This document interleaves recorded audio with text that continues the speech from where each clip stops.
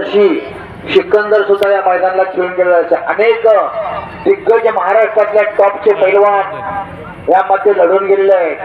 पण आज video conference झाले आणि खेमेडावाची पकड जोगीनं खेमेडावाची पकड घेतला. वा आणि ताबा गेला बैठकीमध्ये जोगीकडं. ब्राझीलचा पैलवान आंतरराष्ट्रीय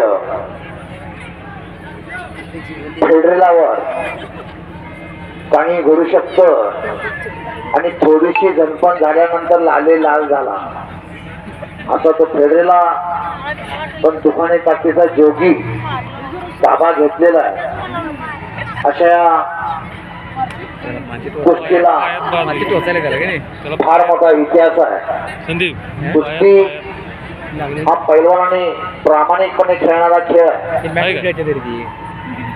या मैदानासाठी आलेले पोलीस डिपार्टमेंट, शांत आणि सज्जन प्रेक्षक, मान्यवर पाहुणे आणि पत्रकार मित्र, लोकशाहीचा चौथा स्तंभ. आज काय घडलं ते उद्या घराघरात पोहोचवणारे पत्रकार मित्र, ज्यांच्या लेखणीला तलवारीची धार असते, प्रशासकाला धारेवर जाणारे घाम फोडणारे पत्रकार मित्र, यांचं सुद्धा कौतुक आहे. मान्य मनोज शिंदे, संदीप नांद्रेकर आणि भालचंद्र नांद्रेकर, जर प्रशासन बिघडलं तर त्याला घाम फोडायचं काम हे पत्रकार मित्र करत असतात. अशा ही कुस्ती समोरासमोर परत चालू झालेली आहे. दोन्ही पायाला निकाल घातला जोगी पैलवान, तर तो दुसरा फेडरेला पैलवान. ही पदवी मिळवायचं तेवढं सोपं नाही मंडळी.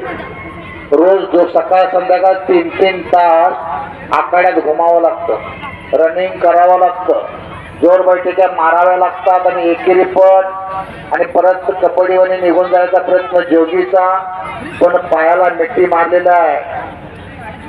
त्या फेडररने ताबा घेतला. फेडरर करा कुस्ती मध्ये घ्या, तसंच मध्ये तोंड करा, मध्ये तोंड करा.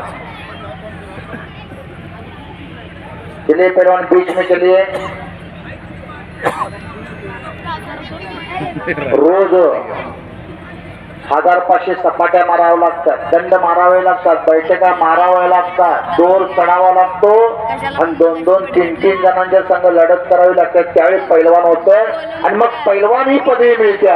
पैलवान ही पदवी उत्तमात उत्तम आहे, पण ती आउट वजनाची सामुग्री आहे. लई काळजीपूर्वक ब्रह्मचर्य पद्धतीनं त्याच्याकडे बघावं लागतं.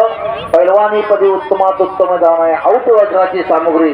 कुबेर तो ठेवत होते, कुबेराप्रमाणे ठेवतोय, त्यात पैलवानाला म्हटलं जातंय प्रसन्न मौलाली तो कंबर आली.